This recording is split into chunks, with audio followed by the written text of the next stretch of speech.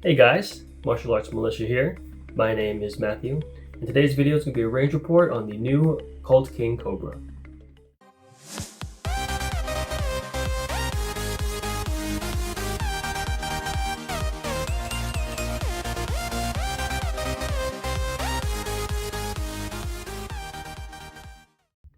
Now I've done an unboxing on this gun before. This is actually the King Cobra target model. Now being the new Colt King Cobra, it's not like the old ones. This one has their new LL2 linear enhanced leaf spring that Colt is now working on. I don't believe they work on their old leaf spring, although you can find some specialists that do that. The difference between this one and the old Colt King Cobra is that this one is a lot smaller. This gun frame size is a lot smaller than the old Colt King Cobra, and then the old Colt King Cobra also had a mainspring rather than a leaf spring. So that's kind of really the only difference between the new and the old. I've done an unboxing video on this. You guys can watch that if you like. For this range report, I actually brought 200 rounds of 357 MagTech 158 grain semi-jacketed hollow points. Now I would have liked to bring some speed loaders, but none of the speed loaders are compatible with this gun, and it's mostly because the grip is incredibly thick. You can see that here. Basically, it doesn't allow the K-frame size for the HKS, the 5-star, and also the Safariland. It won't work with any of them. Keep in mind that this is, of course, these are for the K-frame Smith & Wesson. So if we find one of these for Colt appropriate size, I'm not sure what the old Colt King Cobra probably like, I don't know, would it have been an I frame? I think it was bigger than that. I think the old King Cobra was an M frame, so if you find a speed loader for that, the old one, it'll probably work just fine. But I'm just saying, if you get the K frame ones, they don't work on this new Colt King Cobra. Now, at the range, with 200 rounds, I decided to do split half and half. So basically 100 rounds would be single act or double action, and the last 100 rounds would be double action. And the target I have, same one I bought in bulk, this guy right here. This is the result of my time at the range. So basically they're mostly here somewhat at the target, still pulling to the left, a lot of flyers on the outside. And then of course I had 8 shots left. I put it right here on the head. So 4 are pretty good, and then the last 4 are kind of low. Yeah, basically they were kind of low. As far as the performance, the Colt King Cobra did very well. I did find in total with the first 100 shots of double action, 4 of the rounds didn't go off, and they wouldn't go off again second attempt with double action, so I just set those rounds aside. Then of course I went to the single action, and all of those went just fine. It even fired the 4 duds from the double action. So it actually ended up being 96 double action shots at about 3 yards. So once the hole got big enough, I pushed it back a little bit to 5 yards. I did the single action shots, no difference, so I pushed it back to 7 yards, and that's pretty much where it ended up. I noticed that the double action is very smooth on this gun. It's almost a little too smooth. I think that's why a lot of my shots tend to go off, because I talk about that kind of slippery slope. It throws off my targeting, probably because I shot a lot of old Colts, so I'm used to that stacking trigger. So as I pull, I'm looking for more resistance, but there is none. Like, this gun's double action has no resistance at all. You can really slowly pull, and whenever I did that, I would always get a bullseye. So obviously, you know, I'm using a different kind of way that I'm training. You know, I'm expecting that stacking trigger. It's not there, so then of course I can see myself going all over the place essentially. So I would say that if you're used to like the old Colt triggers, then it's not like that at all. You have to kind of teach yourself this is a very smooth trigger to where, you know, if you're not locked in, it's not going to be bullseye. So I would almost say it's almost 2 different martial arts. If you're going to have the new and the old Colts, just know that the new ones, it's very smooth. You really have to slow down for bullseye. And then of course with the old Colts, if you train with that stacking trigger, again, I'm sure we've done this, you'll get bullseye when you train a lot on that gun. So One thing I noticed that I didn't have to readjust my grip so much on the Colt King Cobra. Whereas on the Trooper, I almost always had to readjust. Probably same thing with the big boy revolver with Henry. But here it's like I really didn't have to adjust at all, maybe slightly a little bit. Other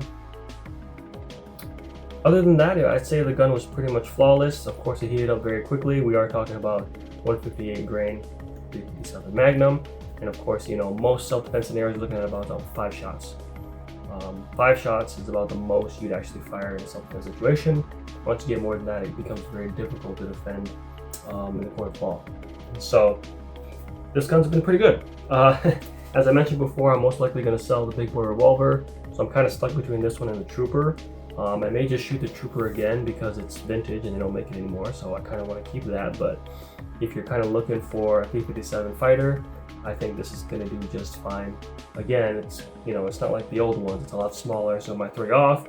And I was worried about it being smaller, that it would recoil more, but honestly, it was like not that much. If you shoot a lot of 357, it wasn't that much more. I felt like there was more in the Colt Trooper, which both guns actually weigh the same, so that's pretty interesting. But other than that, of course, I'll roll the range footage here for you guys. Hope this video was helpful. Please like, comment, subscribe, and I'll see you next time, okay? Bye now.